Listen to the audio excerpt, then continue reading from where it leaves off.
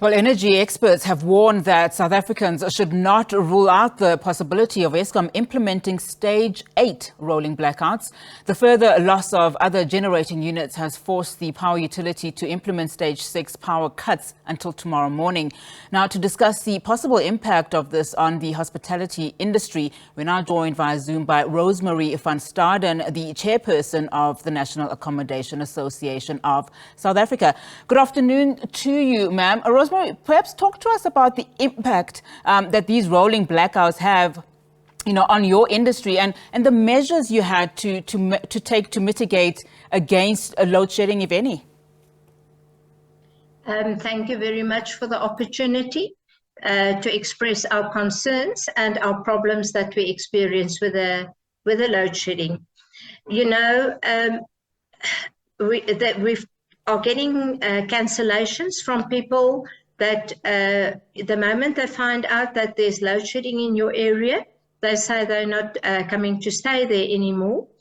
To come into a house where there is very little light on, due to the fact that we cannot afford solar systems and to carry any more electricity for us.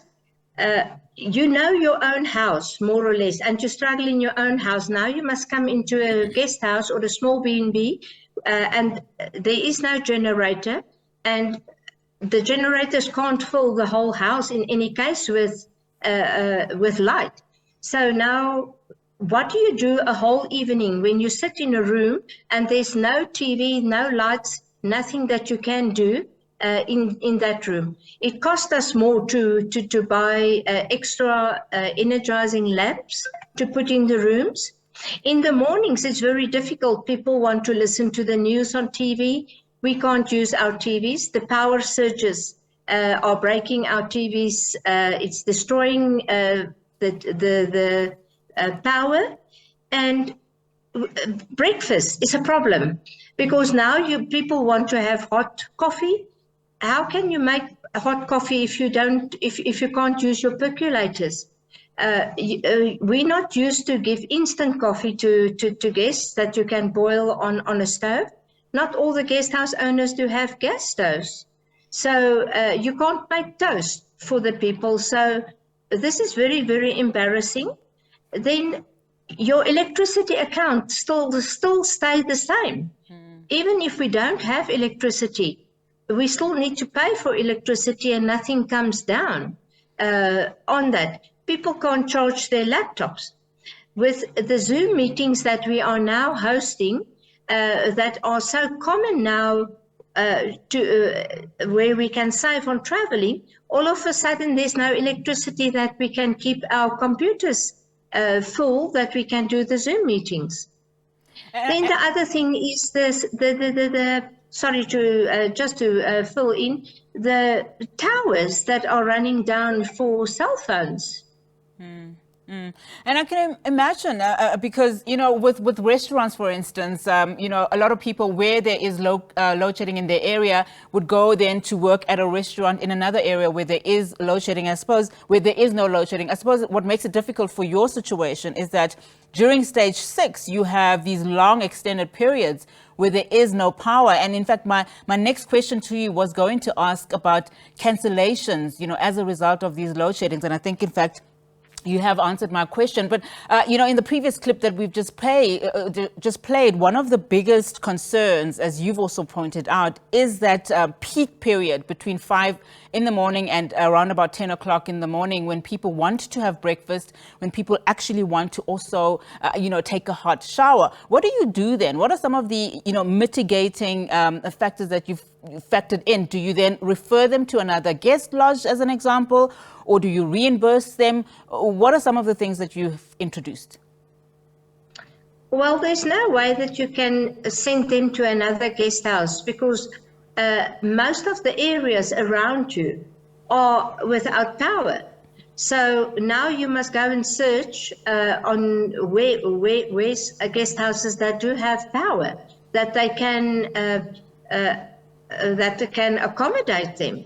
So the only thing that you can do is to explain to the people, we are very sorry that we experience load shedding, and some people come and say, okay, we know what it is at our own houses. Other people are very upset. They say they insist they want hot water for a shower, and they want to cook breakfast. So you know, you sit now with guests that will never come back to you because they think you cannot do that. But I mean, with the generators, it's very costly to invest in a generator. There's so many rules also, if you do have a generator, safety rules that you must have in place. With the solar also, it's very expensive. And we as small SMEs, it's difficult. The banks don't want to finance us. So if you go to a bank and say, now I need a generator, I want to invest, especially if you've got a big double-story guest house with 15 rooms, now you need two generators. Now the people come and they complain, the neighbors and even the people in the guest house, the noise. Now they cannot sleep. So what are you going to do? Then the others complain about the fumes if you run on all the petrol and the diesel. So there's no way out on how we can escape this, and how are we going to foot our bills.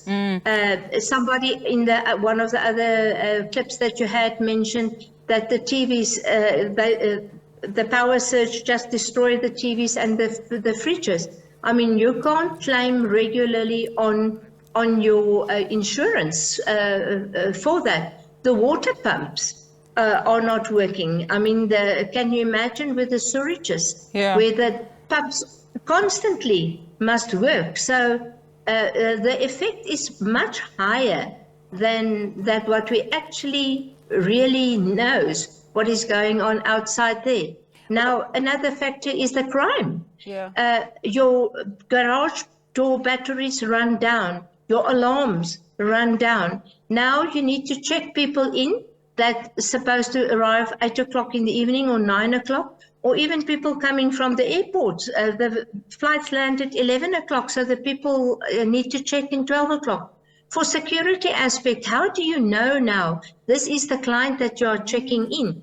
There's no lights, there's no warm hospitality feeling when you enter. Now you must show people around with an emergency lamp into a room, and you come now. So for every room that you have to have 2 lamps, one in the bathroom and one in the room.